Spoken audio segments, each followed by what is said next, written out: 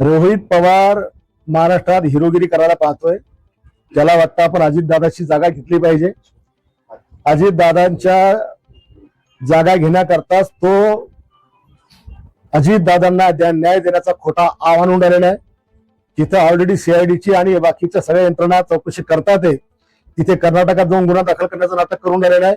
अजितदादांच्या याची चौकशी 100% होणारच. दादा आम्हाला सगळ्या महाराष्ट्राला प्रिय आहेत.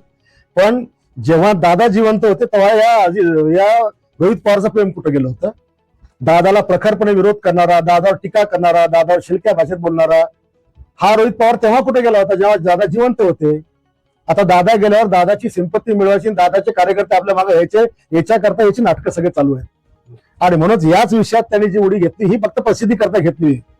पण काल जेव्हा त्याने कदाचित त्याने पुस्तक वाचलं असावं, जो पुस्तक तो वाचायला होता की ज्या महाराजांचा कसा अपमान आहे, कदाचित त्याच्यामुळे तो आला असावा. मीरा भाईंदरमध्ये चाकू हल्ला झाला, धर्म विचारून चाकू हल्ला केला. तुझा धर्म कोणता आहे? योग्य वाटतं तुम्हाला धर्म? मला सगळे धर्मवीर म्हणतात. सगळ्या धर्माचा आदर करणारा धर्मवीर ही माझ्या जगण्याची संज्ञा आहे. त्याच्यामुळे आम्ही हा अशा प्रकारचा जातीवाद आमच्या देशात राज्यात आम्ही कधीच कपडून घेऊ शकत नाही किंवा तो आम्हाला मान्य पण नाही. फक्त बागेश्वर बाबांच्या महाराष्ट्रात किंवा या देशात बागेश्वर बाबा असो का कोणी असो, छत्रपती शिवाजी महाराजांचा जो जो कोणी अपमान करेल त्या प्रत्येकावर कारवाई झाली पाहिजे. बाबासाहेबांचा अपमान करेल, महात्मा फुलेंचा करेल, ज्या ज्या महामानवांनी या राष्ट्राकरता आपलं रक्त वेचलं, आपलं त्याने काय म्हणतो आपण घाम गाळला आणि या देशाला देशातल्या जनतेला सहारा देण्याचा प्रयत्न केला, प्रत्येक महामानवाचा जर कोणी अपमान करेल तर त्याला कायदेशीर शिक्षा झालीच पाहिजे. बागेश्वर बाबांबद्दल आपलं काय? जे मत इतरांबद्दल आहे तेच यांच्याबद्दल पाहिजे. म्हणजे त्यांच्याकरता काही वेगळा कायदा आमच्या भारतामध्ये आहे का? त्यांनी दिलगिरी व्यक्त केली, क्षमा मागितली. एकदा क्षमा याचना केल्यानंतर पुढे काही राहतच नाही. महाराष्ट्रामध्ये अशा महापुरुषांचा अपमान होताना नाही, आता हे एक टीम वर्कच या देशामध्ये छत्रपती शिवाजी महाराजांच्या कार्यकाळापासून काम करते.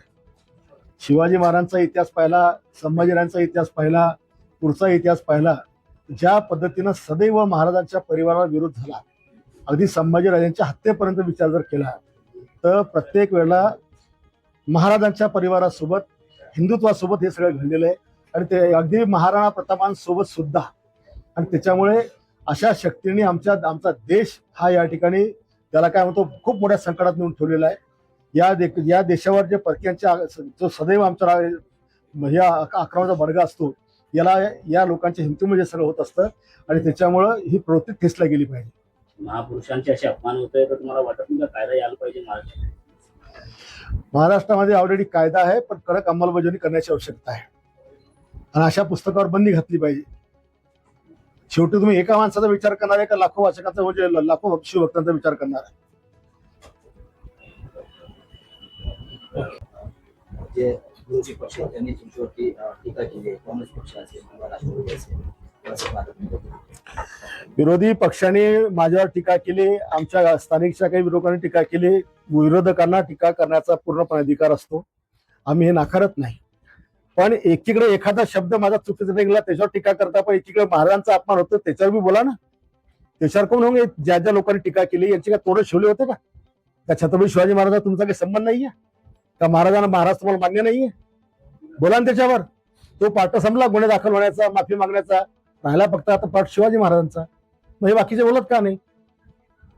वडेट्टीवार म्हणतात संजयजी गंजू करतोय, 10 बाप द्या तुम्ही काय गंजू करतील नाही. काँग्रेस प्रदेशाध्यक्षांनी राज्यातील लोकांची माफी मागितली बुलढाणेकरांच्या वतीने. हा, काँग्रेस प्रदेशाध्यक्षांनी बुलढाणेकरांच्या वतीने राज्यातील जनतेची माफी मागितली. कशाबद्दल? तुम्ही जे शिवीगाळ करताय, असे देताय त्याबद्दल त्यांनी माफी.